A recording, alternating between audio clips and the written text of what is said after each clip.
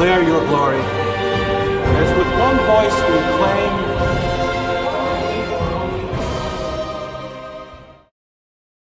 o sacrifício da missa é o mesmo sacrifício da cruz. Na missa, há um verdadeiro sacrifício.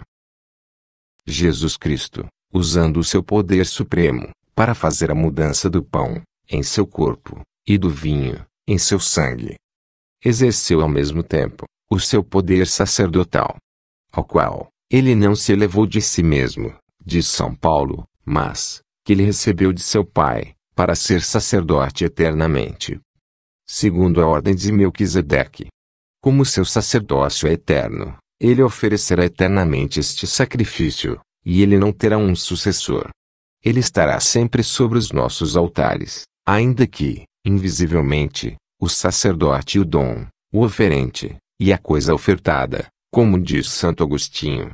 Mas para que este sacrifício seja visível, ele estabeleceu como seus ministros, os apóstolos, e os sucessores dos apóstolos, aos quais, ele deu na última ceia, o poder, de fazer aquilo que ele acabara de fazer. Faze isto, em memória de mim. Inclusive, repetindo o mandato, por ocasião da transubstanciação do vinho em seu sangue, como registrou São Paulo, e eles o têm feito, e eles o farão, sempre, todos os dias, em seu nome, por toda a terra. Oferecemos por toda parte, sob o grande pontífice Jesus Cristo, aquilo que ofereceu Melquisedeque. Diz Santo Agostinho. E para mostrar que este sacrifício jamais terminará sobre a terra, ele nos ordenou participar e anunciar a sua morte, até a sua última vinda. A missa, enquanto sacrifício, estava predita desde o Antigo Testamento, e, ainda, que Jesus anunciou, prometeu, e instituiu o sacrifício sacramento. Tendo os santos padres da Igreja, desde os primórdios do cristianismo, sempre ensinado aquilo que hoje é dogma de fé. Missa é sacrifício, com a presença real da Sagrada Vítima. O sacrifício da cruz, fonte original de todas as fontes de graças, foi perpetuado no santo sacrifício da missa, que é o mesmo sacrifício que Jesus Cristo instituiu e ofereceu, na última ceia, quando ele, na véspera de sua paixão, ordenou aos apóstolos oferecerem o sacrifício do seu corpo e do seu sangue. Faze isto, em memória de mim. Jesus Cristo é, portanto, ele mesmo, o autor da missa, naquilo que ela tem de essencial. Em tempos de escândalos no clero, vale a pena considerar que relação guardam a validade dos sacramentos e a dignidade dos ministros que os celebram.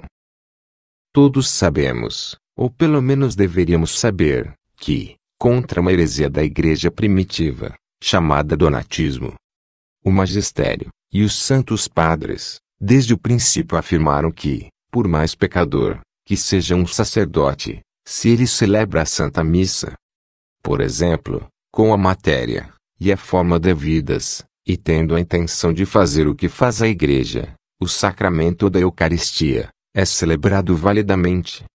E, no altar, se fazem presentes de fato, o corpo, o sangue, a alma, e a divindade de Nosso Senhor. Portanto, mesmo que o celebrante na missa nova, reze, em comunhão com um papa herege, essa celebração, é válida. Em algumas mensagens, durante o pontificado de Francisco, a mãe de Jesus, pede para frequentarmos a missa, e participar da comunhão. Ela não pediria isso, se as missas fossem inválidas. Queridos filhos, coragem. Tempos difíceis virão, para os homens e mulheres de fé. Os homens orgulhosos tentarão mudar as verdades de Deus, mas estas verdades já estão gravadas no coração dos escolhidos de Deus, e jamais serão apagadas. Peço-vos que vivais os meus apelos, e que em tudo procureis imitar meu Filho Jesus. Participai, com alegria e devoção, da Santa Missa. A Santa Missa é a grande dádiva de Deus para vossas vidas. Vós não podeis viver afastados do meu Jesus. quando estáis afastados, vos tornais alvo do demônio. Sobre a validade dos sacramentos, esclarecem os santos, que não é o homem que faz com que as coisas oferecidas se tornem corpo e sangue de Cristo, mas o próprio Cristo, que foi crucificado por nós. O sacerdote, figura de Cristo, pronuncia essas palavras, mas sua eficácia e a graça são de Deus. Isto é o meu corpo, diz ele. Estas palavras transformam as coisas oferecidas. Em que temível armadilha caem aqueles que creem que os divinos e ocultos mistérios podem ser mais santificados por uns que por outros, uma vez que é o mesmo único Espírito Santo que os santifica, agindo de maneira oculta e invisível. Na Igreja Católica, o mistério do corpo e do sangue do Senhor não se realiza mais pelo bom sacerdote, nem menos pelo mau sacerdote. Pois ele se realiza não pelo mérito do consagrante, mas pela palavra do Criador e pela virtude do Espírito Santo. Quanto à validade do sacramento, portanto, não contam a santidade e a maldade do sacerdote. Na Santa Missa, porém, não existe só a realidade do sacramento. Estamos falando também de uma oração pública, feita pelo sacerdote, em favor de toda a Igreja. Uma oração que, a depender da devoção e da santidade do padre celebrante, possui mérito e eficácia, maiores ou menores, diante de Deus.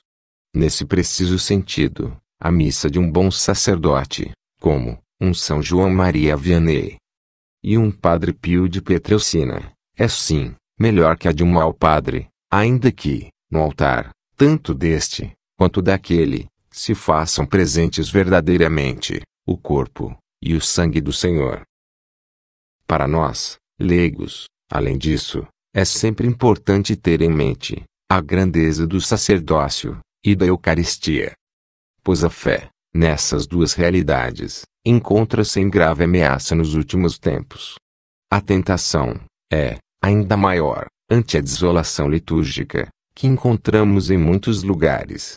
Não são raros os católicos que chegam a viver uma espécie de religião privada, com alguns sugerindo inclusive que, diante da atual situação de caos em que vivemos, nós não deveríamos participar das missas dominicais. Diante disso, só o que resta é lançar um apelo à consciência de todos os católicos, a fim de que não abandonem a Santa Missa jamais. Mesmo que o ministério da música faça um barulho quase ensurdecedor. Mesmo que o sacerdote faça a pior homilia do mundo.